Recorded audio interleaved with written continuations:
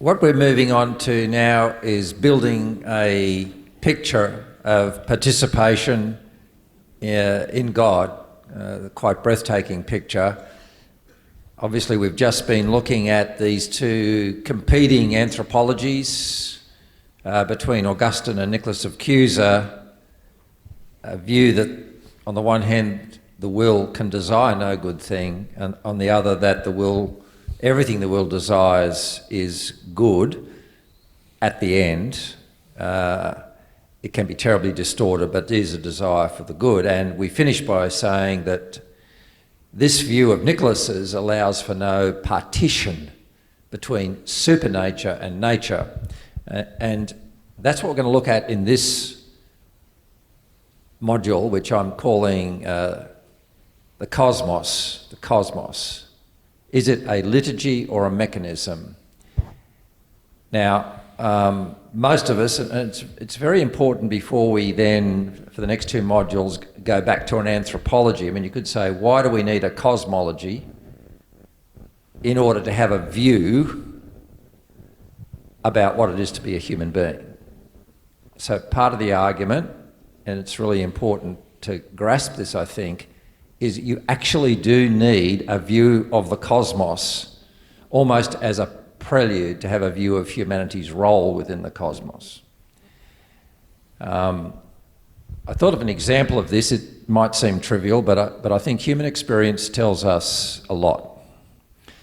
As I think lots of you would know, I spent 35 years of my life building and leading a strategy and innovation consulting firm, which I sold some time back, but it gave me the privilege of looking at large-scale change in large-scale systems.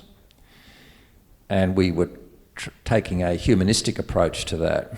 And what happened in a lot of organisations facing a change is it impacted upon the individual. So I'll just give you a concrete example of why a view of your individual capability and who you are depends upon where the broader system is. A very common one was, imagine somebody who's worked all their life in product sales, and they have 30 years of expertise in product description and product knowledge.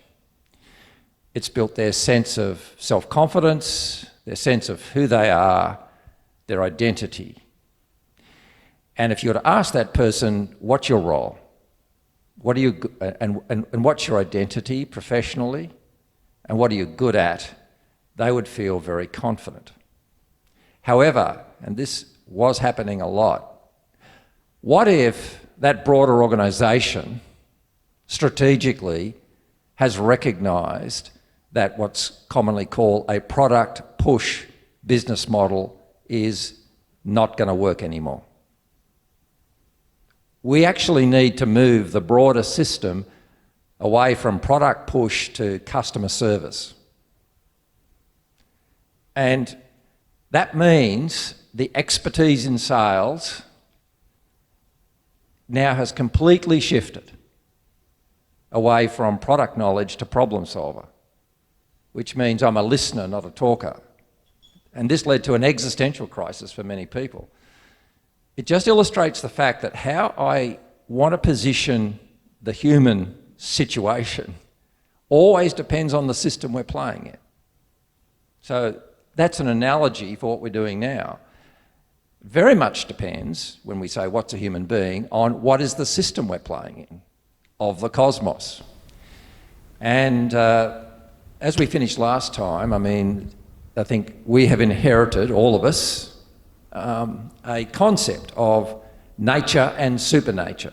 We use the word supernatural very freely as some kind of insertion from above to the natural world. We sort of assume, as we talked about last night, the natural world's got its own mechanics, and the supernatural world, which could range from anything from faith to ghosts or whatever. It's a two-tiered model of reality. That's what we swim in. And whilst we might want to fight against it, it's good to. We'll begin by critiquing that world, the Cartesian view, which would see creation as some kind of independent object. God's up here somewhere, independent object created away from God, and there's this dualism between them, which then leads to the idea if God intervenes, it's a super addition to nature. So, David, just briefly, you critique what you call two-tiered Thomism. I've found it in broader worldviews, this idea of a two-tiered model of reality, its origins in Descartes, which we all live in. I know you talked about it last night, but can you just characterise that quickly for us, this nature dualism? Yeah, well, it's what we started talking about in the last hour, right? That the pressure to affirm the gratuity of grace, and also to affirm that if God fails to save anyone, it is not an injustice, led to this formulation in the 16th century by the school that for many centuries was called Thomism. It's not necessarily what Thomas Aquinas taught. It's a very early modern reading of Thomas. The insistence was that the whole of the supernatural realm by nature is discontinuous with the realm of the natural, and that therefore the appearance of grace or supernatural ends within the natural is always a superaddition from outside. Therefore, God owes you nothing. He could have created a world with rational beings in it that had only natural ends. Now, again, how that works when, say, Nicholas would say, or even Augustine, or even the late Thomas would say that your natural desires presume a supernatural horizon of desire. It's hard to say. But this became standard teaching. And that's the two tiers. The supernatural and the natural are not continuous at all. One is a superimposition, a superaddition, an entirely gracious supplement to the other. And that kind of, let's just call it like a religious dualism between supernature and nature, has a corollary, and possibly what contributed to it was also a Cartesian dualism. Right, that's the other side of this, is that this is mirrored in, and in some way I expect complicit in, that other 16th century, 17th century emerging dualism that finds its consummation in Descartes' thought, but is actually taking shape before then, between spiritual or nature or mental nature and physical nature, the latter being now conceived as a machine, again, wholly discontinuous with mind or soul or God, those latter being, as it were, extrinsic to these things, so that the soul in you inhabits a machine. There's not an actual unity of body and soul. One is not really involved in the other. One is merely a vehicle driven, so to speak, by the other. And God, it relates to creation in that way, not as in all and through all, that wherein we live and move and have our being, but rather the pure, sovereign, creative will out there which has created a machine that is nothing like him in any significant sense. You could say that in a sense in theology, philosophy, the sciences, our metaphysics, our model of nature, early modernity is the age of absolute dualisms. Fascinating. Out of interest, David, has anyone, or do you know of any accessible analysis or book that tries to chart that unholy alliance between, let's say, Cartesian dualism and religious dualism? Anything come to mind? Well, Charles Taylor has written a lot about it, both in The Sources of the Self and A Secular Age, 2 books. But also, there are quite a few books. Stephen Toulmin's Cosmopolis on the project of modernity, and any number. Michael Buckley's books on the origin of modern atheism. So I don't think we need to keep going on that. That is a framework I think we can all understand and identify with. What interests me, the project that interests me in my own life, is ridding myself of this dualism, which is an unconscious sea you sort of swim in. And the corollary is a vision that I think requires revelation, to be honest, of this enormous sense of the presence of God in all things. Now, for that, we're going to turn to Maximus the Confessor, who really, in your view, would be one of the people who was the thought leader in this integrative view of the cosmos and creation. I'll just read out, for instance, Maximus, as I think you'll tell us, is dense. His writings are dense. His writings are dense, sorry. Maximus is smart. Yeah.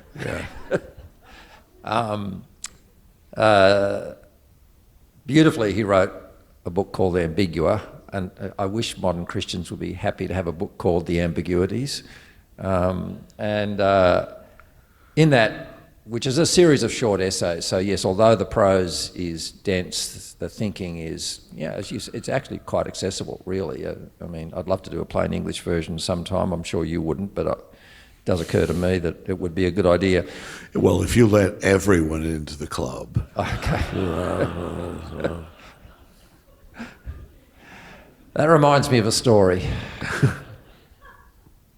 When I was introduced to the sinister side of the academic mind as a very young consultant, I was writing an article, it was meant to be for Nature magazine, on nanotechnology. An Australian firm was leading the way, and they had their scientist who was the architect of it, and he and I would work late at night trying to write an explanation of what they'd achieved. And I'd write something in accessible plain English, give it back to him, and he would then complicate it.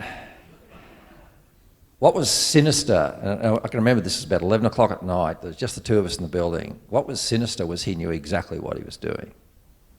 He was not a poor writer. And eventually he sat me down and said, "Tony, let me explain what's going on. I've taken 30 years to get to the front of the stage, and no one else is going to get there quickly." It was very deliberate. Anyway, an excursus. Let's go back to Maximus. This extraordinary statement, just to give a taste for those of you who haven't read him. We believe that God is manifested and multiplied in all things. And he recapitulates all things in himself. For by virtue of the fact that all things have their being from God, they participate in God in a manner appropriate and proportionate to each, whether by intellect, whether by reason, whether by sensation. Very, very mesmerising view of the integration of all things. And I guess I know that last night when we talked about the incommensurable qualities of the mind, we did, yes, go to intention. The other big one that you took us to was the unity of apprehension, which of course dualism contradicts versus the unifying. Well, a great unifier, Maximus, can you just give us a brief introduction for those of us who don't know who he was, when he was, why you think he's so important? Yeah, I was born at the end of the 6th century in Floruit in the 7th, and he was, even in his own time, acknowledged to be a master thinker, but he most of his theological career occurred in the latter part of the Christological controversies. Whether it's one of the funniest, well, not funniest, most tragic. I say funny in the sense of bizarre facts of history, that it was really the debates over the unity of the person of Christ that led to the division of the church into different communions, the sort of Byzantine, Roman, Chalcedonian, the Alexandrian, the Coptic, the Syrian. All these debates were about how do we understand how Christ could be both fully God and fully a man and yet one. And Maximus is the most brilliant synthetic thinker of that period in many ways, because he looked at, he drew on many different sources. But, you had to be careful in those days. His solution to certain problems fell afoul of imperial policy, and at the end of his life, he and Pope Martin of Rome, under whom he had been sheltering, were both arrested by the emperor and taken to Constantinople, arrested by the forces of the emperor. He didn't do it himself. He had people for that. The ultimate result was, in the case of Maximus, his right hand was hacked off and his tongue was torn out. And Christian love abundant in those days, as it was. This was gentle fraternal correction, Byzantine style, and he died not long thereafter of his injuries. But he was the subtlest, most brilliant mind of his time. He is hard to read. He wrote with extraordinary conciseness in a highly technical prose. Largely, it's believed, in order to avoid too much scrutiny from, say, the Byzantine court. If you can't understand it, you may not be scandalized by what you're reading. You may feel a little stupid and say, well, let's cut his hand off anyway. But in all likelihood, there's a certain degree of obscurity, and there are certain topics in Maximus that, was he a universalist? He maintains an honorable silence on a question of grace, So, but the vision that Tony's talking about, he more than anyone else dwelt on the way in which all of creation is not only a theophany, a revelation of God, not in the simple sense it's a revelation of his power. Even a 16th century Thomist, it's a revelation of the power, the sovereignty. It's not that. When he says God is multiplied in his creations, it's a real mode of divine presence. Because everything that is has its eternal reality as a logos, a word. But logos, of course, also means both a rational structure of something, an essence of something, and an utterance, a communication.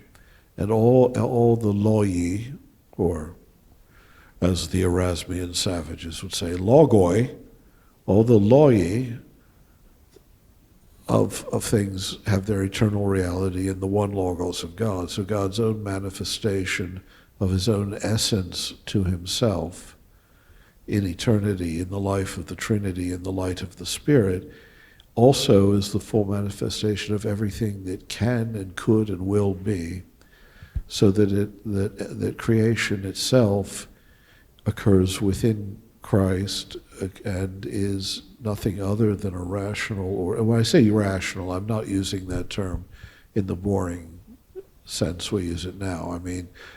Spiritually coherent revelation of God. All of creation, the whole cosmos is created to be a liturgy in which the nature of God is revealed in endlessly diverse modes of beauty, harmony, consonance, love, ultimately revealing the nature of God. But also then, since the Logos becomes a man in the midst of creation, the Logos then reveals to us what the true nature of that creation is. So it's not simply that God, again, it's not simply a display of sovereignty. It's not simply a theophany. It's also a revelation of what we are when we're seen in our true aspect, which is as consummated in Christ. Yes, it's a beautifully coherent vision of all of reality. Interestingly, what I wanted to do now is dig a bit deeper into some of that, and I'm going to use Ambiguum 7. Well, that's the classic. I mean, that's the classic. Yeah, and but really, if you just read one of the Ambiguum 7 has much of the system condensed into it. Yeah. And the good part about this is it's an essay, not a book. I mean, Ambiguum 7 might be 30 pages long or something like that. So it's, you can do the work on it. But just to give context as to how he was writing, he was interacting with the Cappadocians, particularly Gregory of Nazianzus, whom he loved. And Ambiguum 7, so he was picking out single sentences from Gregory that he thought were quote unquote ambiguous and unpacking them. And the sentence he's picked out is Gregory of Nazianzus, who of course was one of the three great Cappadocians. His homily on poverty and the Christian attitude to poverty. And it's really, I'm paraphrasing it, but this is a very, very modern dilemma that Gregory was raising, and one completely pertinent to our topic of do we have a high anthropology or a low anthropology. For a start, in these sentences by Gregory, he calls us portions of God deployed on the earth. So if you want another phrase other than made in the image of God, take Gregory of Nazianzus and tell somebody, including your children, including your enemies, they are a portion of God. But he's saying, what's the mystery of God? What's God doing? If we're portions of God, there's one of two ways. Does God want to keep us down and humble us so that we don't, as it were, overreach and have too high a view of ourselves? Or is it the other way around? Gregory asked. Does God want to lift us up and educate us, is his phrase, so that out of our brokenness and weakness we could recognise and rediscover that we are portions of God? That's the sentence which Maximus opens with, and his essay is a philosophical answer to that question, where really he's delving into that second option, that God's desire is to lift us up, to recognise how we're portions of God. So I want to dig a bit deeper into some of the things he says, some of this intellectual architecture. The first thing, I guess, is his view that the whole cosmos is shaped after an archetype. The cosmos he doesn't view almost like a work of art, and within that he says our will is like an image ascending to its archetype. Could you explain Maximus's use of this concept that the universe has an archetype that's shaping it? Yeah, curiously, this is a recurring aspect of patristic exegesis of Scripture, because you see this played out. And say, for instance, Moses has an image of the tabernacle that's described at length. Then the building of the tabernacle, you have it recapitulated, right? Or Ezekiel, the rebuilding of the temple in Jerusalem. He said, well, he sees it, it's described at length, and then it's described at length again. And for many of the church fathers, this is an image of all of creation. It has its true and ideal form in God, and that is the end towards. And until that end is achieved, it hasn't really been created. What we see now is a foreshadowing of that perfected temple, which is the whole of creation. And of course, the temple of creation dwells within the temple of Christ, who is the perfect union of the divine and the created. And also, this draws, in a sense, upon Gregory of Nyssa too, who draws a distinction between the creation narratives of Genesis 1 and Genesis 2. Genesis 1 is the ideal eternal creation. Genesis 2 is the broken reality of how creation now exists on its way to that. So that the man the Adam or Adam and Eve of the first creation really means the full body of all human beings throughout time, united in the body of Christ as seen from God's eternity. And only secondarily, God, knowing how history will unfold, do we have the creation of individual humans, this Adam, this Eve. And this structure is just a running theme through a great deal of patristic exegesis, that God's act of creation is an eternal reality that's already accomplished and complete in him, and we know what its nature is. It's where every tongue joyously praises, every knee bows. And the creation, as we see it now, is the becoming of that glorified reality in which everything will shine with the divine nature, and all of reality will be suffused with the divine glory, yes, and be the perfect theophany. It sounds profound, philosophical, hard to grasp, but actually, quite simply, we can look to our human experience, David. I've often thought on this, that the paradigm with which we think about the cosmos, which is delivered to us, tends to be physics, science, how many billion years and so on. And so the whole paradigm, that's fine, but that is saying, well, you should think about the cosmos as physics, and then you try to put creation into that. Whereas there's an entirely other paradigm you can think about that I think is just as good and probably better, which is what you've alluded to, which is art. If you think of the cosmos as art. Now, art or architecture. Architecture is a good example. We took you, David, to the Opera House, and you enjoyed that greatly. Now, today the Opera House is realised, but we all know that in reality it began as an idea, an archetype that was purely in someone's mind, one person, and the fashioning of, he had a vision or a picture of what did not exist, which he wanted to bring into existence, which, as you were talking about, the way that, for instance, the temple is always described, there is actually great honour given to the design side of it. It's actually specified. We're just looking at design specifications, really, that then follows the building. Our human experience explains this, which we can then say, well, we're just in following in the footsteps of God, who's done that with the universe, the archetype. With, of course, the distinction that, and this is why it's important in the patristic tradition,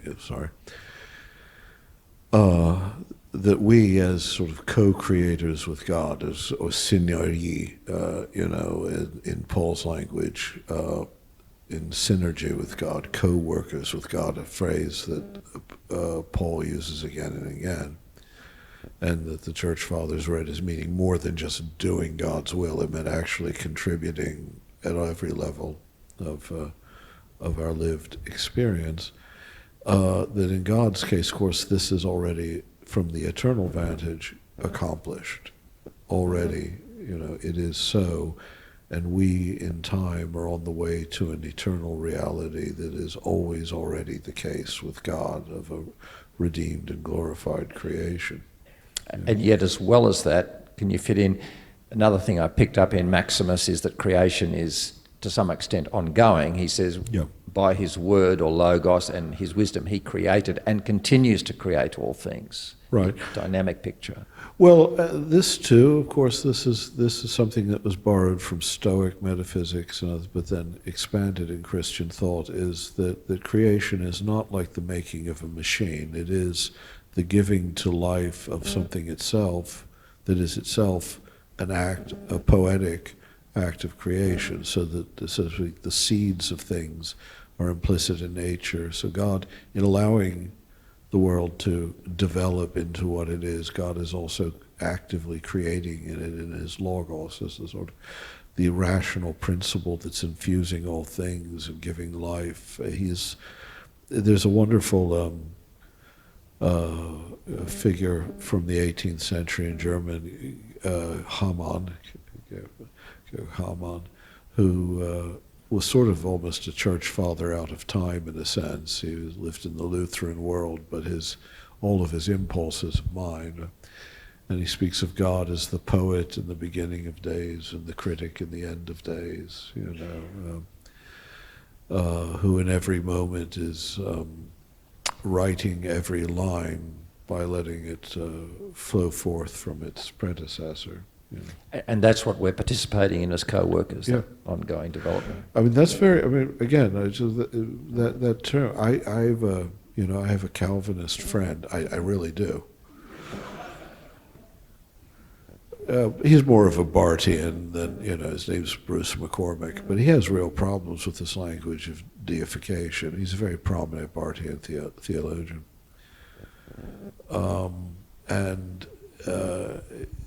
He finds the language of synergy between the divine and the human deeply troubling, right? Except that it's just, and that's Paul's language. Synergy is what he describes us as being. And in the patristic tradition, again, I have to emphasize, this doesn't just mean we're the deputies of God. It means we're active participants through our own creativity in the creative life, in God's creative life, in His creation. So our word synergy is from the Greek exactly, that became co-workers working with.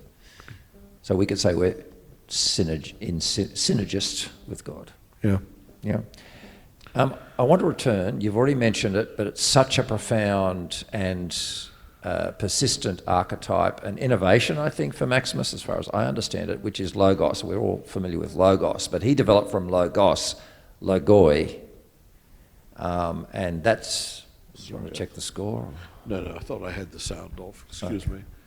Well, while I'm at it, okay. 4-3 to who? Alas, to the forces of evil at the moment. So, logos and logoi. I found that profound. Can you develop that for us again? well, again, for him, all we are words within the Word of God. That is, utterances within the utterance, God's eternal utterance of Himself. Everything that is a creature has already its place eternally within the divine life.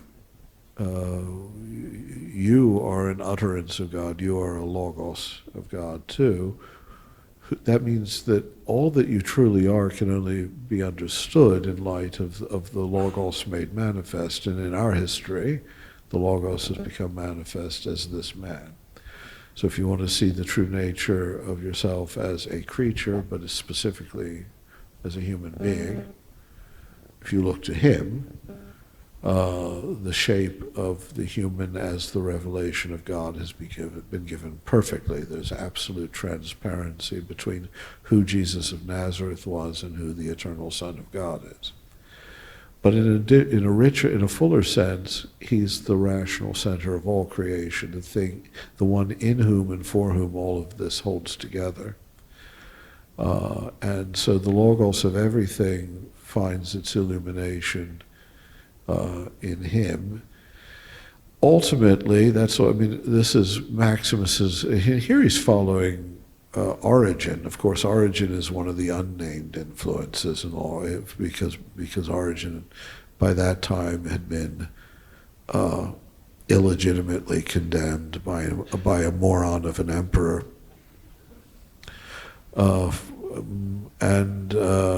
Actually hadn't been officially condemned, come to think of it. It's actually, anyway, that's a different matter. This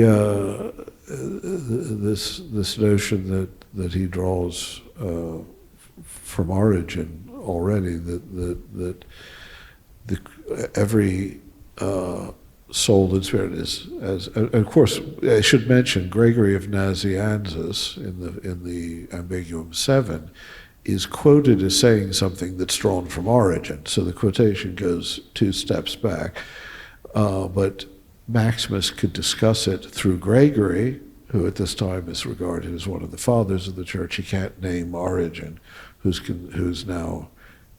reputation has put him outside the recognized bounds of orthodoxy, that everything is already in some sense God.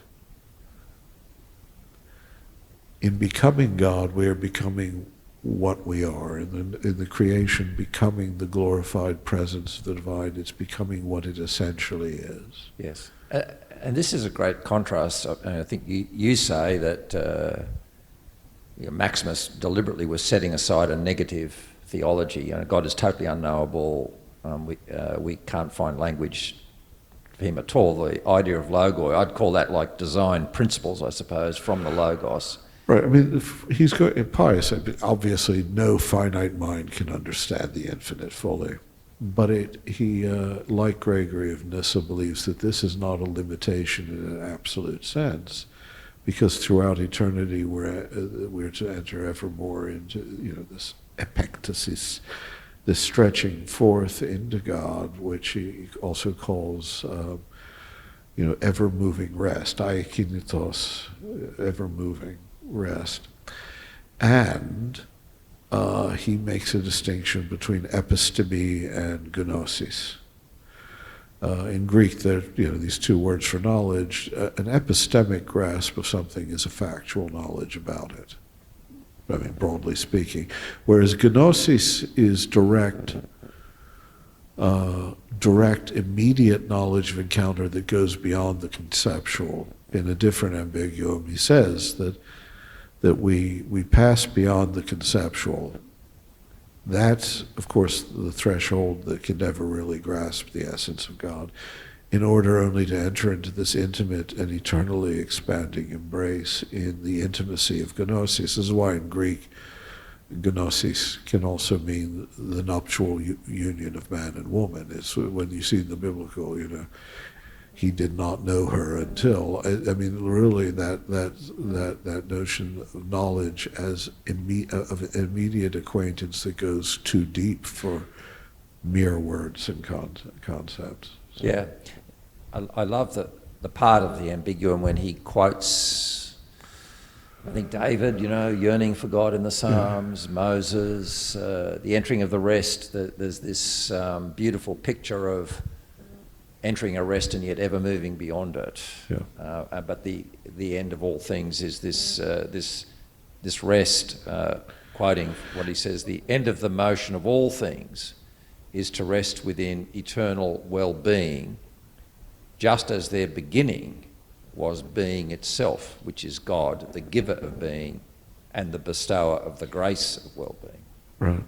Yeah, beautiful phrase. Well, I just want to finish with one point, and then we'll have a few questions. And but can I just make one? Yes. Just sure. Notice there that what differentiates this from what became the modern picture is that in no sense then is creation an extrinsic thing related over to God, over against God. All of it occurs not only within the divine nature, but within the Trinity itself, within the Father, expressing and knowing himself in the Son, in the light of the Spirit. That is also where and how nature, creation occurs and is sustained and has its end. So we're always already immersed in the divine. I mean, they just had a huge picture of God. Not a compartmentalized one, or Maximus did. But again, like with Nicholas, it was a discipline, not just a vision. The quote I wanted to end on, what he sees is this picture as charting the course for discipleship. I mean, I don't know about you, but discipleship is a phrase I have a lot of problems with in the evangelical world. It immediately degrades into behaviours, and I can tell you which 5 come up. It just seems to be an empty concept that quickly goes into behaviourism or Pharisaism. Anyway, that's my view. He says this is his view of discipleship: the goal of each thing is its beginning and end, for it is from the beginning that one received being and participation in what is naturally good, and it is by conforming to this beginning through the inclination of one's will that one hastens to the end, diligently adhering to the praiseworthy course that conducts one unerringly to their point of origin. Having completed their course, such a person becomes God, receiving from God to be God, for they freely choose to add the likeness to God by means of the virtues in a natural movement of ascent, through which they grow in conformity to their own beginnings. It's an extraordinary concept, but we're growing towards our beginning, we're growing towards our origin, but it's an act of will and decision to keep going there. Yeah. Well, with that, let's take an opportunity for some questions. We've got a mic coming. You want to just check the score quickly? It hasn't changed, David, I'm sorry to say. Only 2 innings to go. Well, they're moving toward their end. That's right. So, some questions, if you just, Rob. David, I was just wondering if you could talk to the idea of adoption in Paul's language and how that relates to this nature, supernature, this extrinsic idea that we're somehow outside of the family of God. Yeah, of course, the term for adoption in Greek literally just means making a son, making an offspring. The making a son, but I mean, making a son. So it's not a term that has simply the connotation of a legal fiction whereby someone is admitted to an inheritance. It was understood as a real lineation. We think, I think we create what for Paul, I don't think is the case at all. The notion that adoption is something extrinsic to our nature. Rather, I think that for him it's like Romans 11, again, that frequently mistranslated verse, which I fixed in my second edition, but I failed to fix. No, I'm sorry. Actually, I blame myself too for listening to, hearing in my head past translations and not paying sufficient attention to the Greek there, where he talks about grafting in the wild olive. That's usually translated in a way that makes it seem as if there's an opposition between nature and of course he's not really talking about nature there, he's talking about lineation. And the grafting in is a real union of with the true root that is Christ.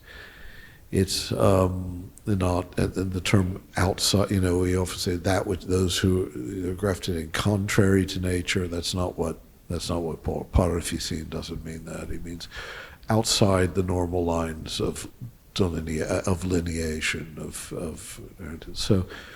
I don't think the language of adoption in Christ for Paul means anything other than that for which from the beginning of time all things were created, which is to find their proper place in Christ. And in this world, that we know this because we're made sons in the Son or daughters in the Son. Is that what you're asking about?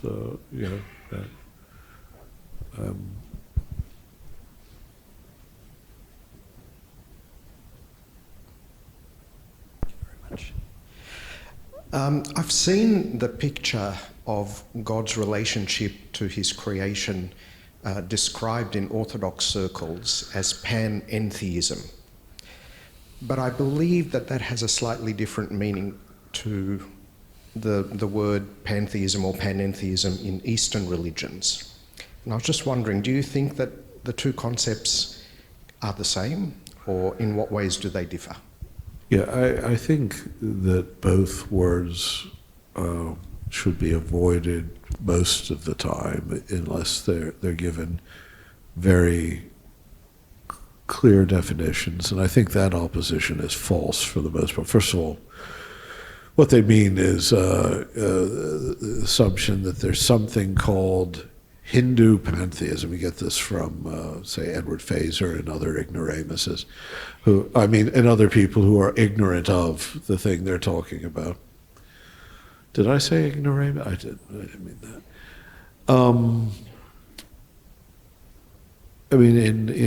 In every form of Vedanta, there is also there's the transcendent God and a dependent creation, and also God is fully present in that creation, and that creation is fully present in God.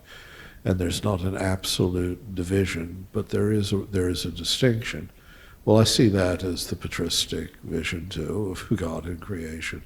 I see actually no difference at all. The most austere firms of Advaita Vedanta might question, is this monism so absolute that it leaves no room for creation to have any sort of independent existence at all? But that doesn't, to me, that's not a problem either. First of all, it isn't, but creation doesn't have an independent existence. I mean, I've always found that a very odd question. There's nothing independent. What most traditional Christian ontology says is very simple. And I'll use the Thomistic language just to prove I'm not being Eastern, is that in God, being is one. Essence and existence are one and the same thing. In finite reality, they are a constant synthetic dynamic relation. That mode is an infinite difference between God and creation, except that it occurs within an infinite oneness of God and creation, since everything comes from God. Our essence and our existence are both divine impartations that we experience in a radically different mode, but what we're experiencing is our participation in God. So yeah, I don't think those sorts of distinctions hold. I'm quite happy to say Christianity is a panentheism, or even that it's a pantheism if you define it correctly, define those words correctly.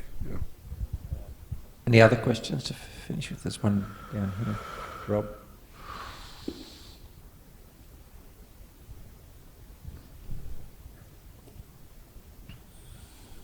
When I was reading Bulgakov's Systematics, he seems to reject the whole God is a first cause or God is a cause of any kind.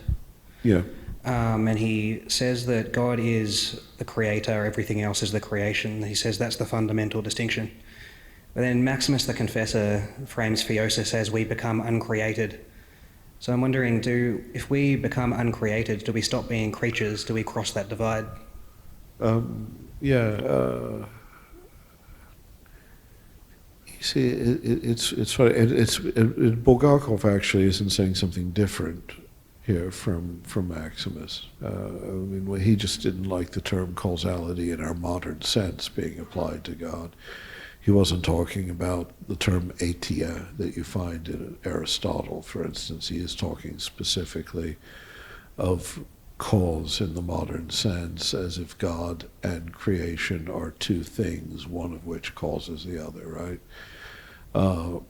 Rather, he prefers, just as the way a poem is at once different from and yet entirely a continuous expression of the poet, who is fully within the poem, and the poem is fully within the poet, in a sense. That's just a better way of thinking of creation. So your actual question is, do we cease being creatures?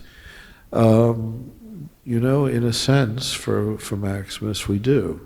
We truly become uncreated. When we return into our first ends, we achieve our eternal reality as what we are from everlasting.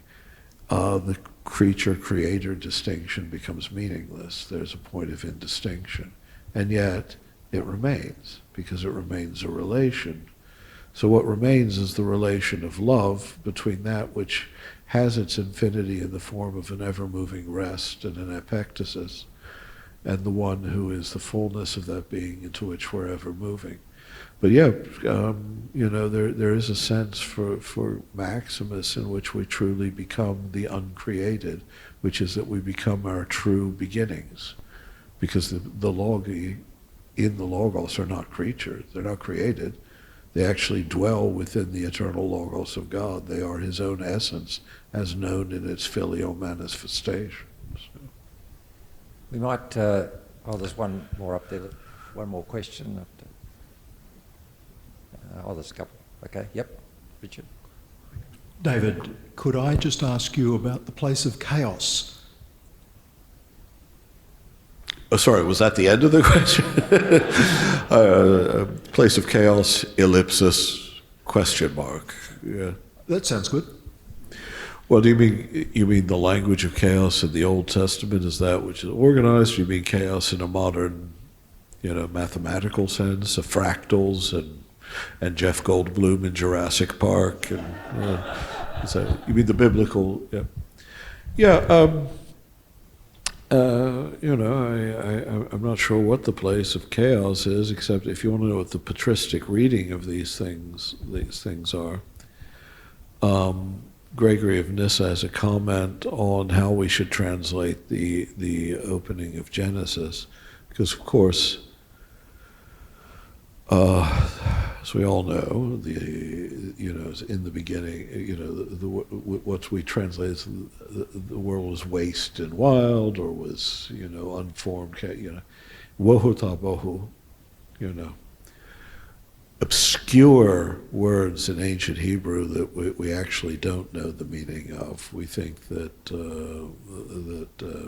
tohu wa bohu, gosh, I'm not awake here. Tehom is the chaos of the unformed ocean from which all things. Some philologists attach that to the image of the sea god, the Leviathan, Tiamat, and Behemoth, the land monster, things to be tamed. And you get this imagery in the Psalms as well, right? But for Gregory of Nyssa, this is all, he reads all of this allegorically, as the fathers did. There's no real force of chaos outside of God. What chaos is the patiency, the potentiality, the openness of all reality to the activity of God. It just waits for his forming hand. It doesn't have an independent existence. It's sort of like the ontological substrate of form in Aristotle is prime matter. It doesn't exist apart from the form, but it's part of the logical predication of what a thing is. There's that which is just the pure potency of what God, that is available. That God can make everything what it is. So Gregory says, really, tohu wa bohu should be translated as udin ke udin, nothing and nothing. And elsewhere, another father suggests udin ke midin. Udin in the sense of nothing at all, and midin in the sense of nothing yet. So anyway, I'm just, it's a long way of getting around it. I mean, the idea of chaos in the tradition is not that there's really something out there that God must wrestle into submission. It's rather that in the act of creation, there's both the freedom and openness of becoming and the form that God imposes on it, and both are constant realities. In fact, I think it's Bulgakov himself, following Pavel Florensky, another of the sociologists, for whom chaos is not really chaos. I mean, that's not the word that's used in either the Septuagint or the Hebrew, but it just means the becoming nature, the free act of becoming that's part of the dynamism of finite existence. I think, as you're saying that, somewhat similar angle perhaps on this. I mean, we're used to perhaps the word chaos having bad connotations, moral connotations. In my world, which is innovation, you don't get anywhere until you unframe everything. You disorder everything. And it's actually a great truth. And a lot of our work used to be the ability to actually create chaos. And I think the great poem that captures that, if you want to just from a cognitive point of view, human experience of creativity would be Kubla Khan, where the image of the volcano is almost like the breaking down of frozen molecular frameworks. Only when they're broken down do they become malleable to be shaped into something different. So there's a positive view of chaos, is what I'm saying, in our experience that's actually really central to the whole process of innovation. Let's have one more. Well, there's more than one more. We'll have one more, then we'll have a break, because those with questions can have a bit of a chat to David. Yeah. If we become our true beginning, if that is the goal and the end, So I'm trying to see where this is going. how does the... There. How is it different in that is our experience remembered? Because if we start off in a position of innocence, I'm thinking of Blake, Songs of Innocence and Experience. If we go back to our beginnings, is it with or without all of our experiences? Yeah, I mean, there are different ways of understanding, of course. When they said we become our true beginning, I mean, for Maximus, our true beginning is something we have not experienced yet, in all likelihood. That is, it's an eternal fact about ourselves that for us, in the realm of time, of chronos, is that which lies at the end of our emergence from nothingness. But in another sense, we have a spiritual knowledge. It's funny, you get that there is a Platonic recollection and a knowledge that innocence is more fundamental to our nature than transgression. And that's an old question, of course, in Christian thought. Is experience necessary for the understanding of our innocence and for the full embrace of our innocence? Yes, I mean, experience is, but does the experience have to entail Auschwitz, And they would say no, fallenness isn't necessary, but growing into our last end, which is our first beginning, is required. Maximus is quite good on this, and Bulgakov is brilliant on this, on what it is to be a spiritual nature is to have a past in real non-being. And so there really is an openness to a future. Otherwise, if God just created us in a state already determined rather than as this movement towards an end already given us as our true beginning, he would be creating just dramatic fictions, not real persons, not living spirits. Well, with that, we might finish this section, and perhaps from that question leave ourselves with this wonderful phrase of a cosmic liturgy. It isn't just an integrated cosmos. Our part in it, I think, David, is priests of the cosmic liturgy, which was one of the great visions of Maximus. Okay, what we're going to do now, have morning tea. I know some of you have already had morning tea. Have a second morning tea. We'll take roughly half an hour or so. You haven't had yours yet? No, I'm sorry. David hasn't had his.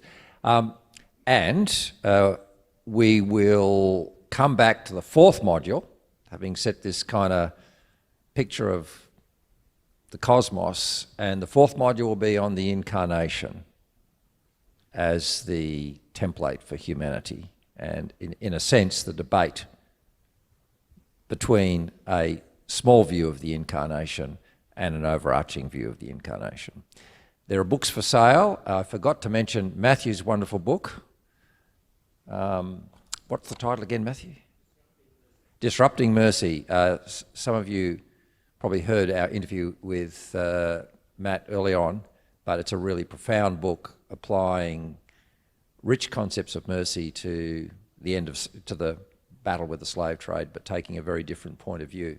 So I really commend, if those subjects interest you, how can, because I think one of the powerful points about what you're doing, Matt, is it's kind of translating a very benign picture of grace into a very broken social system, which that's your calling. So thanks for that work. It's been shortlisted for Christian Book of the Year. Well done. Okay. All right. We'll come back in about half an hour.